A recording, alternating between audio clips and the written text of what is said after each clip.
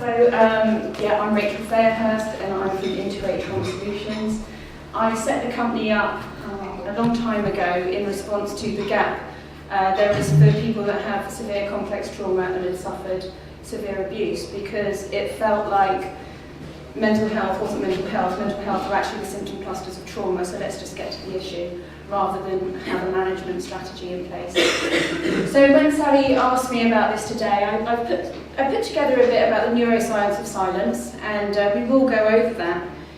But firstly, I'd just like to say that it feels like we already have the answers, you know. So I was going to talk a little bit about, and I will, about, you know, the level of services that are being offered, but everyone today has highlighted why men don't speak out. And I feel that it would be really great, because you guys have the answers, you guys have presented that today, if you could ask me questions on things that maybe you'd like to know a little bit more about, rather than me just repeating what everyone else has said. Obviously I'll talk about neuroscience, but I'd like you guys to ask me questions. I work much better like that on an interactive one. If I just stand here talking, I'll go on a tangent. So yeah, that's what I would like. So I put this together, and yeah, integrate trauma solutions. So firstly, when people say to me, oh, why don't men engage? And I'm like, well, what are you offering them? You know, what sort of service are you actually offering for someone to talk to you, for someone to engage with you, for someone to trust you, for someone to open up and share the most excruciating, painful experiences of their life? You know, what are you offering them to start with? And I kind of feel like if we're not going to offer what they need, a complex system that reflects the complexity on the inside that trauma leaves you with, then we're setting them up to fail. So essentially, part of what I do is help organisations get a strategic process in place to meet the complex needs of people, men and boys, women and girls, just human beings, really. So, like I say, the first thing I ask is, you know, what sort of service are you offering? What is your initial contact? What engagement are you expecting? What is your delivery to open this door? And the majority of the time, people are like, well, we offer this service for women, and we have some men. That's the answer I kind of get. Or, well, we have a particular psychotherapy model that we offer. When you're working with complex trauma, psychotherapy is actually contraindicated for working with trauma, unless it's trauma focused and embedded in a specific system. So when people are accessing the services that are delivering the wrong approach, what happens is the person, men, boys, accessing that service, they crumble, because they can instantly feel that their need is not going to be there. And that's not to say that services that have psychotherapy aren't doing some good, they are, but unless psychotherapy is embedded in a triphasic model, actually it's contraindicated, and that's in the NICE guidelines for working with complex trauma and PTSD. So, any questions so far? From anybody? Yeah, so basically, what is needed in services? Services need to kind of up their game a little bit, and that's not to say that what's being offered isn't fantastic, but everything needs to evolve. Humans evolve, trauma evolves, so our services need to evolve with that, and we need to be able to offer what's needed to process trauma, reduce re-victimisation, and reduce perpetration. So men and women, boys and girls, all of them have the ability to be a victim or to be a perpetrator. And when children experience trauma, the symptom clusters present differently with men and women a lot of the time. You know, that's not all the time. So essentially, you know, the common theme is, well, men become perpetrators. If they've had sexual abuse, they become sexual abusers. Oh, women, they just get re-victimised. That's the common narrative. That's a common narrative in society, in communities, in services. I know that's not true. I know that's not true from my practice on working with boys and men, women and girls. So in society, what we need to do, and that's what I've heard today, is we all need to up-level. We need to evolve with the way we think, the way we feel, the way we respond. And that's on our internal systems.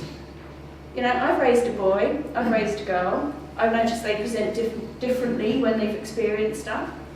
And how I've responded is different to each one. So we all need to evolve with this crisis that's happening right now, and that needs to be reflected in our personal worlds and communities, in institutions, and in the church, and in all religions and cultures. So essentially, you know, why do we need to evolve? Because we have a problem and we need to fix it, so we need to evolve. And if we don't do that, we're going to continue to have the same conversation. And that same conversation just doesn't, you know, it doesn't do enough. So the complex model that I work with and I train agencies in, it's a multi-model. So it's not one psychotherapy, it's not one model. It's about 50 or 60, and we're always adding, always evolving, and always combining and creating to get sharper results. So without a complex system, how can you treat complex trauma? And from my experience, male perpetrators, female perpetrators, they have an abuse history. That's not all of them, but the majority of them. All of that starts in the first kind of formation of having children. I've warmed up a bit now, guys. So, you know, there's the different theories on attachment and positive loving regard. Unconditional positive loving regard is what we should give our children. However, if we're severely traumatised and we're born from trauma, and it's vicarious by nature, so what happens is there's a theory called social baseline theory. If we are born from someone that's got lots of unprocessed trauma, that's gone into us on a cellular level. So that parent might not know how to kind of cuddle you or love you because they've got their own trauma, they've got their own detachment style. So setting up from day one, our nervous system, our neuroplasticity, our cardiovascular system, our attachment system is dysregulated. Because we are unable to regulate without being cuddled and loved. That releases serotonin, dopamine, and I'm going to tell you the next one because I've forgotten it. Serotonin, dopamine, and oxytocin. That creates neuroplasticity for the healthy formation of a brain. Then to maintain that, you need a regulated parent, you need a regulated caregiver, so you know how to regulate yourself. Siobhan was talking about anxiety and the HPA axis. So the HPA axis, what that does is distribute the chemicals which set off the fight and flight, like she identified. So when you have a child that has no regulation, no autonomic nervous system set up correctly with someone that's regulated, their HPA axis is set at dysregulation mode. So their brain is just constantly flooded. So my point here is unless we're going to actually start resolving trauma, the next generation of babies is going to come through just born like this. And this is what happens with intergenerational trauma. It happens if a parent's been sexually abused and they haven't processed that trauma. That goes through, on the end of the chromosome, we have a telomere. That information's there. So, yeah. I was given an example of this yesterday at a conference I was at in Dundalk. A young fella grew up up in North Cork. His mum had mental health issues. He had to look after his younger siblings. He had to look after his mum and all the issues that were around there. And all his family were involved in crime and away to jail. When he went into school, the school refused to recognise any of this. And so all authority and all other agencies as being against him and all the rest. He ended up an habitual criminal, a heroin user, and he reached his 30s before he realised the anger and the resentment. And he said when he realised that, he then found out through meditation. But what he had to do, and I don't know where you could back this up, what he said he had to do was he had to then understand how to relate to people, how to build relationships again. Yeah, because absolutely. It never happened to him. It's, when you're born into that environment, we get something, developmental trauma disorder, and I've heard all the symptom clusters of that mentioned today in Siobhan's PowerPoint earlier, which was excellent. So what happens is, when I'm working with somebody, and when I've worked with male perpetrators, I've worked with female perpetrators, they do not have the construct of a social relationship. They're brought up on power and control and dominance and coercive control. It presents differently, but it's a retraining system. But first of all, you have to isolate the symptom clusters which are displaying this behaviour, because essentially it's some level of trauma reenactment. And when you have trauma reenactment, you can process that. You just have to have the right strategy and know what order to do it in. So with people that have not been brought up in a loving environment and have dysregulation, they do not understand the social rules. It's like a different language to them. So you have to retrain yourself. I grew up in a complex trauma environment. I had to, teach myself on how to function in the world. And that's it's because it's not set up in your cardiovascular, your autonomic nervous system. It's not set up in your limbic system, your prefrontal cortex, left or right lobe. We'll go into the left lobe and right lobe functioning in a minute. And we'll do that essentially because that's where, mainly on our left hemisphere, is where our capacity for language is. And I'll talk you through why that's important. So the nervous system, frequency and resonance, we need to attach to somebody that has a regulated nervous system so we can regulate our nervous system. If you're in a complex environment with complex people with trauma, you're attaching your nervous system set up to trauma. So immediately there's dysregulation. And when you introduce safety to someone, that can spiral them because it's not in line with their frequency and resonance. So I'm just going to spin through this pretty quickly because we are time limited, but like I say, questions are great.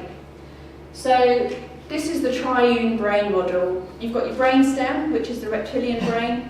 You've got your emotional brain, which is the limbic system. That's got many different components in it, but that's where, when the HPA axis releases the chemicals that we were talking about, it triggers the limbic system. It can also be triggered through the brain stem. But the prefrontal cortex is our executive functioning. We can make a rational thought. Like, I'm stood in this room with people, I feel pretty safe. I feel like everyone here is rational. I can be relaxed. Again, what Siobhan was touching on earlier.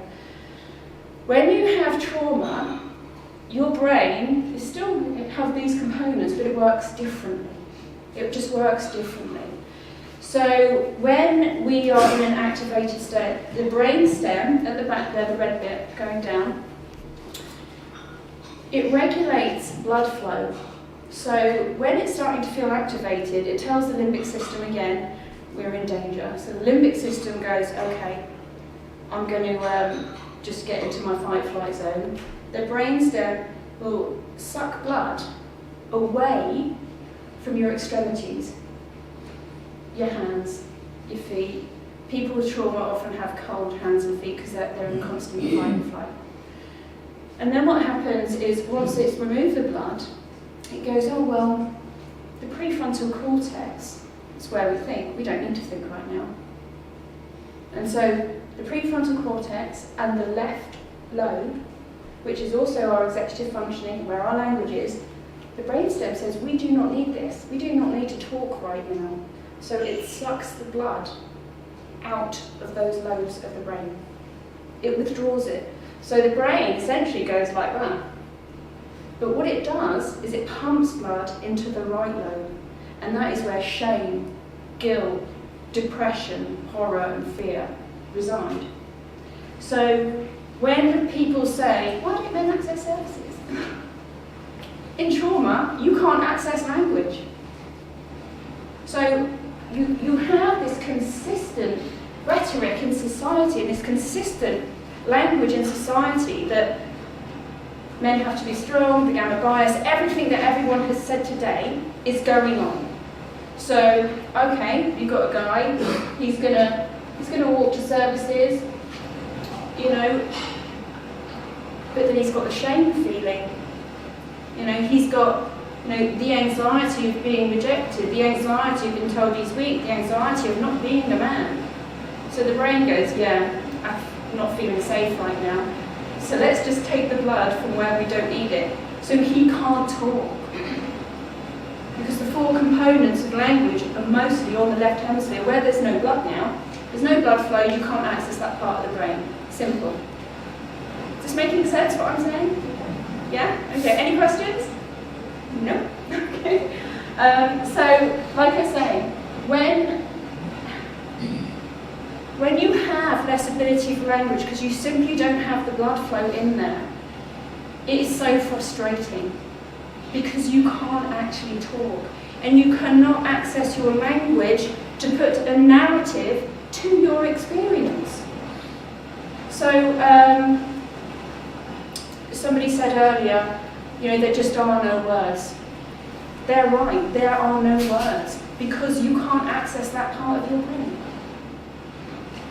So that's where the silence for men comes in, because they're encouraged by society not to talk. They are encouraged to be silent. So talking is quite activating, so the blood flow's gone.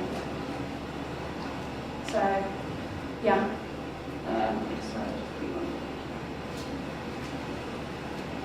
So we've done that. So these are the 4 areas. I'm only going to mention them briefly because you can spend days on each section of the brain, which is exciting for me, but probably not for you. So we have the 4 areas, and I've only touched on them in my previous research, mainly because I wanted to really identify to people. When I talk to somebody and they're like, oh, I don't want to talk about it, I'm like, don't worry, the first rule of trauma is we don't talk about the trauma. We stabilise you, we regulate you, we get your brain into proper functioning.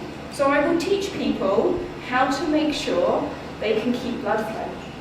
I get the brain to go into a relax mode so they can remain feeling safe, because without safety they can't talk, they can't function in life, they can't do anything. So essentially what we want to do is, when we're working with people, we want to have a relaxed brain. We want that brain to feel soft and full of blood, so they can access it all. We want the prefrontal cortex online, we want the limbic system to be calm. So I've only talked about it briefly with people to try and help them realise that it's not you, it's your brain because of your trauma. So it's about education. But the Broca's area is an important part of language formulation. So even if someone has the motor ability to form, so I've got terrible eyesight by the way, right? To form the sounds for necessary word, what it helps is formulate the language.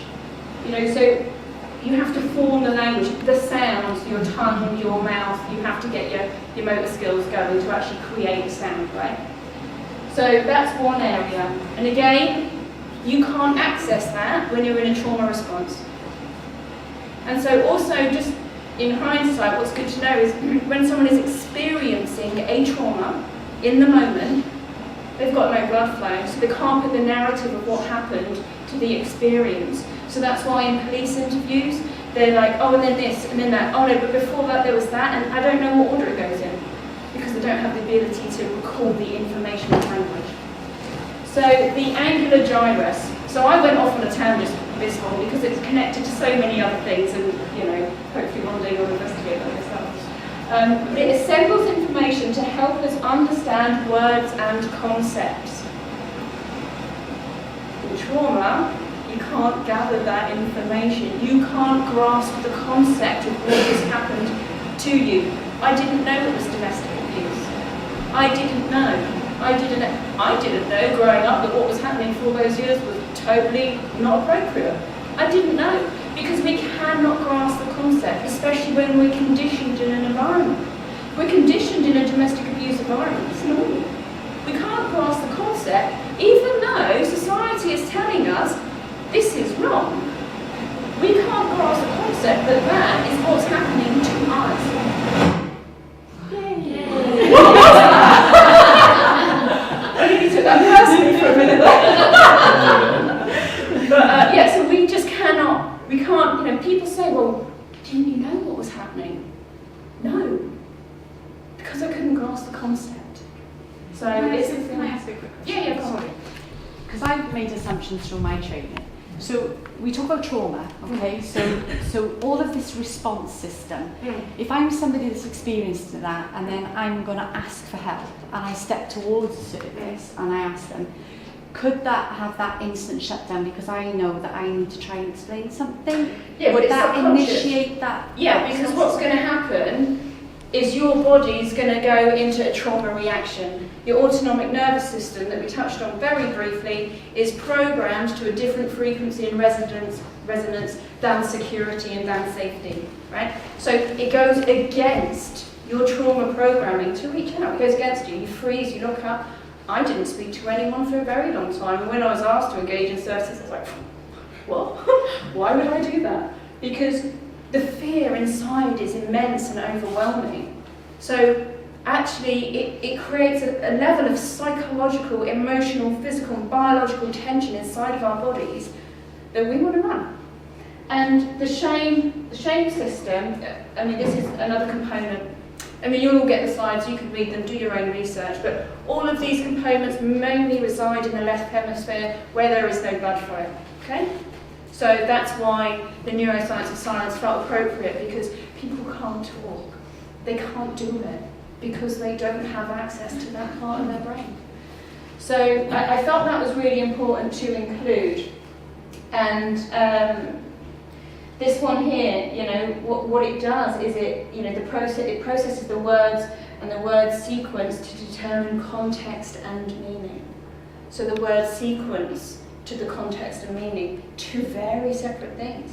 And when, like we said on the previous slide, you can't quite get the context of what's happening, so you don't understand what it means, and so you can't place the language and that together. So, you know, the neuroscience of everything is what I'm interested in, because it's evidence, and if you deliver that to somebody that's accessing services, they're like, oh, it's a thing. Yeah, it's a thing. This is the biggest thing. This is the biggest thing that I recognised, even in my practice, without knowing that. When you explain what you're doing, so for example, for me, psychotherapy, we say, right, this is the way we're going to do it. We're going to do A, B, C, D, E, F, G, and then from that, you're going to be able to understand E, F, G, or the rest of it. Mm-hmm. As soon as somebody understands they're not on their own, and it is a thing, it's something, I'm experiencing something, it's validation. It's a validation of that, and then you get a whole different response. Mm-hmm. So is that what goes on? Absolutely. So when anyone engages with me or a service I've trained or the people I've trained, straight away, okay, assessment, thorough assessment. What we need to look at is exactly where the symptom clusters are, what's got the main impact on them, and how we're going to target them to bring them down. Once we have that information, we give them strategic psychological education. We teach them exactly what their symptoms are, what that feels like, what that sounds like, what thoughts go along with that, what that feels like, what behaviour that creates. And then they're like, yeah, I do that, I've always done that, I do that and that. And I'm like, yeah, so that isn't you, that's your trauma. So immediately, if you're working with someone that's a victim or a perpetrator, however you want to frame it, what happens is they can separate themselves from that identity, because they realise they're not. They realise that they're experiencing a set of symptom clusters that have evolved inside themselves to accommodate what was perpetrated against them at whatever point in their life. So straight away, psychological education is the utmost importance for service integration. I've integrated it into schools, I've integrated it, so many places. And if that's the one thing you can do for someone, you do that. Because it gives them a foot in their door to a new identity. And it helps them understand what's happening with them and what their symptoms are. So I just kind of put this little scenario together. Okay, you imagine a man or a woman, whoever, human being, they might be in a battle to keep contact with their children as their relationship has failed. They have a history of sexual abuse. They probably come from historical abuse in the family as well. They've witnessed violence. They might become violent. All of that would be to the embedded trauma. So this person is programmed to shut down. This person is programmed not to ask for help because it creates shame. And shame shuts people down. Shame is on a neurobiological and biological experience, shuts people down. It activates the parasympathetic nervous system into overwhelm. Parasympathetic nervous system, part of the autonomic nervous system, is to do with the freeze-flop response. So parasympathetic overwhelm, people literally have you ever had you just want to be invisible? You know when you've done something, I stood up here because I have this thing that I'm going to trip over. I literally have it, and I've had it for years, and I've spoken in front of people for years. I think, oh, and then I start getting into it, I'm going to do it. I nearly bought some heels yesterday, and I was like, no, in case I trip over. I'd get a shame attack, and I'd want to feel invisible, And that sense of wanting to be invisible when you get that shame in you, it's your parasympathetic nervous system going, you need to hide because this is horrible, right? So, a man's approaching a service, He's got everything going on with no blood flow, and he's getting a shame attack. He literally, it's a survival instinct. It wants you to be invisible. It wants you to hide. It wants you to not engage because it's cripplingly painful. So there's a lot on the internet about the neurobiology of shame. There's a lot out there. There's some really good, interesting little videos as well, done by Basil van der Kolk, who's a trauma expert. So shame initiates something called a schema. Has anybody heard of a schema? Right, so when you have trauma, you can adopt a number of schemas. Up to 14 different isolated ones have been identified so far. And a schema is basically it's a physical experience, an overwhelming emotional experience during a trauma, during a rape, during a violent incident, during whatever they're experiencing. And what it does is it creates, the biological issue in the body is so strong, and the strong emotion creates a certain cognition. That cognition and the biological response with the emotional intensity creates a certain belief system. That belief system drives the behaviour. So when we have these activated in us, I mean, we've all got them to some degree, you can process them all, but when they are activated, it creates an unimaginable internal psychological tension. The tension is so immense, the only way you can relieve that tension is to step away. So to answer your question, when someone's coming into services, and they get that, I can't quite do it, apart from what's going on with the blood flow that we ran over, they have this coming in. And that belief system, it could be mistrust and abuse, because they've experienced abuse and now they've learned to mistrust. So you're going to access a service where the social construct of being a male victim is, you're not really a victim. It wasn't that bad, was it? Just only little. You'd be surprised. So when that's in there, it cripples people because it is so strong, because it was born out of trauma. And it will override. It will override everything. And schemas are present in victims and perpetrators, they're present in everybody. They present differently and they behave differently though. So when we're looking at why do men not engage, apart from all of the answers today, there is a spider web of systems of trauma that are going on inside that person. And until we, as practitioners, services, families, communities and society in general, are going to evolve and respond to that, this is going to continue, because we can't have the floundering anymore. We can't have the floundering around on just not meeting the needs.